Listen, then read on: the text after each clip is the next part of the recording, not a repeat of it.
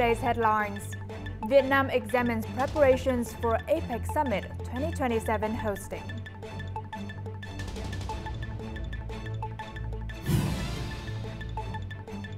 And Vietnam tourism gains momentum from visa exemption policy.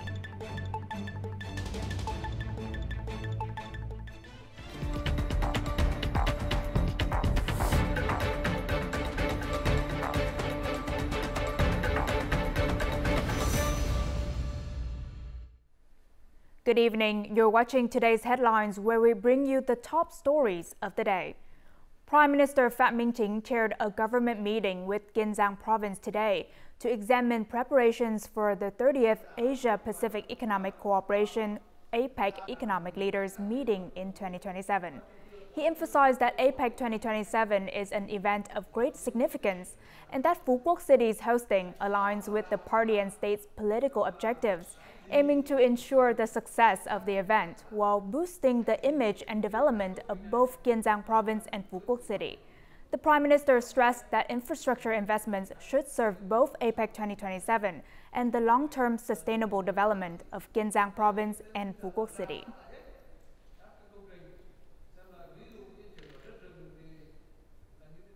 And also on Monday, at a meeting with the Foreign Affairs Committee of the Swedish Parliament and the Foreign Policy Committee of the Danish Parliament, Vice Chair of the National Assembly Trần Quang Phương suggested that Sweden and Denmark continue to promote delegation exchanges and cooperation with Vietnam in green transition, digital transformation, planning, and renewable energy. He also called for lawmakers to share experiences in legislation, oversight, and decision-making on important national issues.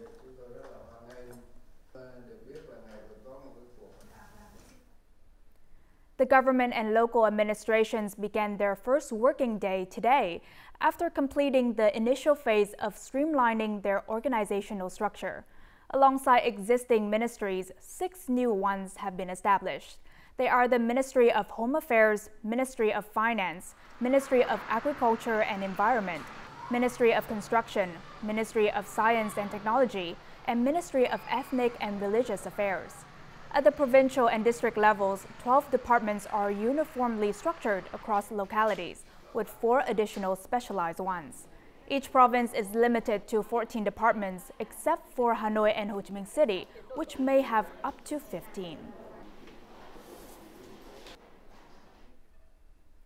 The Politburo and Secretariat have requested research on merging certain provincial-level administrative units, eliminating district-level administration, and consolidating commune-level units. A 2-tier government structure, provincial and commune levels, will require legal amendments, starting with the constitutions. Many experts believe conditions are now ripe for restructuring by removing the intermediate level. We can see public support, and we have already conducted certain pilot mergers of local governments, which is one of the necessary conditions for implementation. The time is now ripe to proceed with this reform.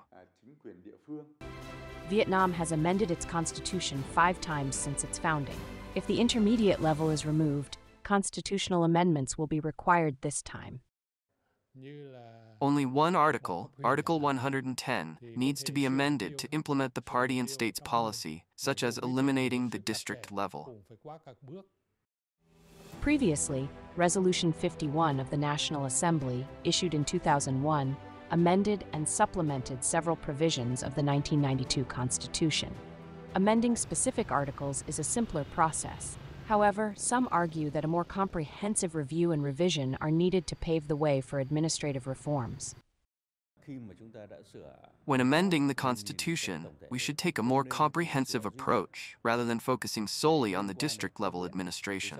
This reform will also impact the organization and operations of institutions. Additionally, new governance structures may emerge, and major transformations could lead to a constitution aligned with a new vision. As the foremost legal document, the Constitution defines fundamental principles and key relationships in society with a rigorous drafting and amendment process. However, it is not immutable. It must evolve to reflect societal progress, especially as the country strives for prosperity and happiness in a new era. The Hanoi Party Committee's digital transformation applications are set to launch today, combining with both in-person and online formats.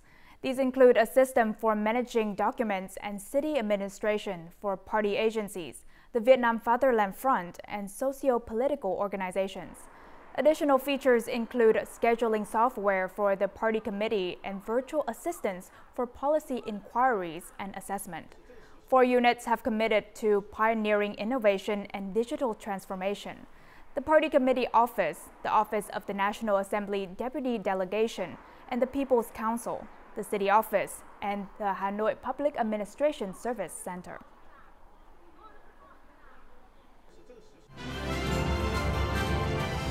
Coming up next, Vietnamese Young Entrepreneurs Association launch in Europe.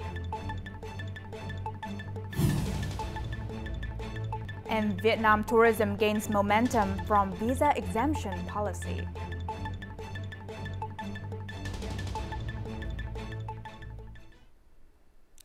This morning, Electricity Vietnam EVN began the construction of the 500 kilovolt Lao Cai Vĩnh Yên power line section that passes through Yên Bái province.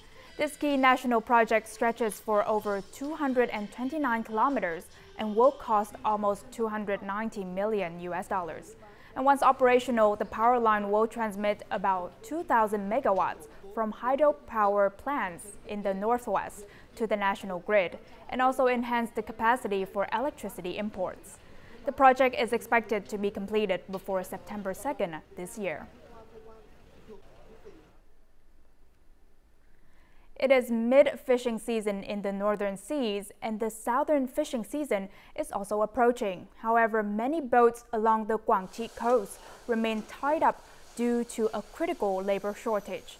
Young people seek employment elsewhere. The middle-aged crew have retired and women stay on shore.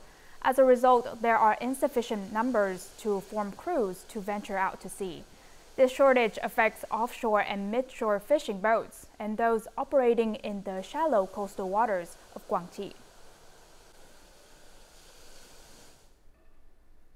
The Vietnam Young Entrepreneurs Association in Europe was officially established in Berlin, Germany on February 28th. The association aims to connect Vietnamese business communities across the continent and also foster knowledge sharing and collaboration.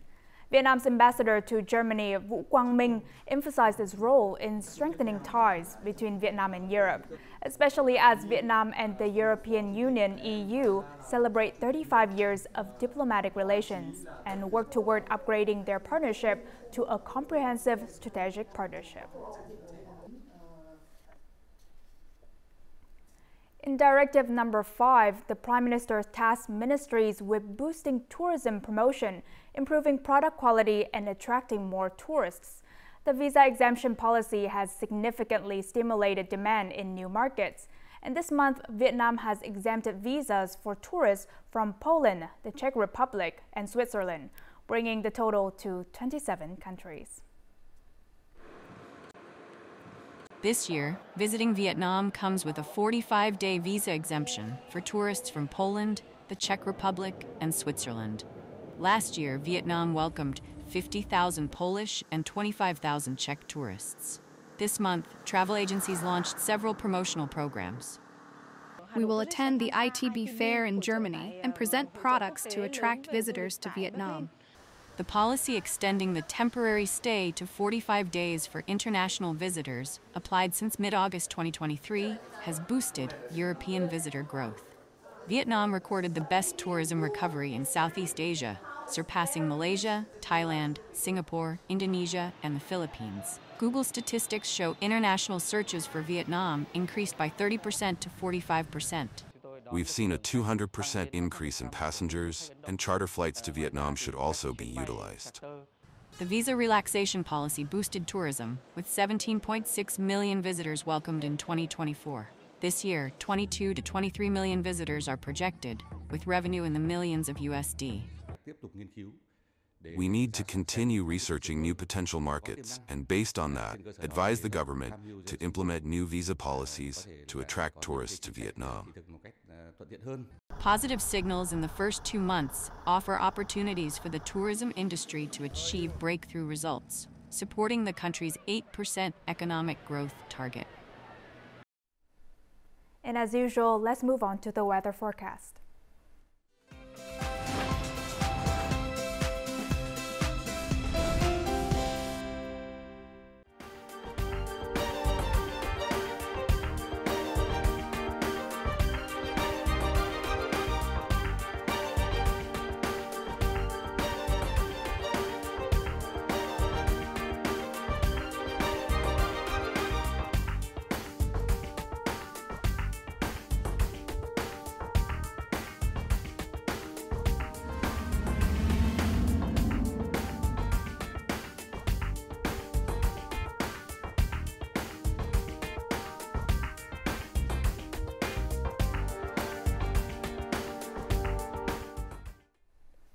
And that's all for today's headlines. To rewatch our program, you can download our mobile app VTVgo or check out our YouTube channel VTV4Go.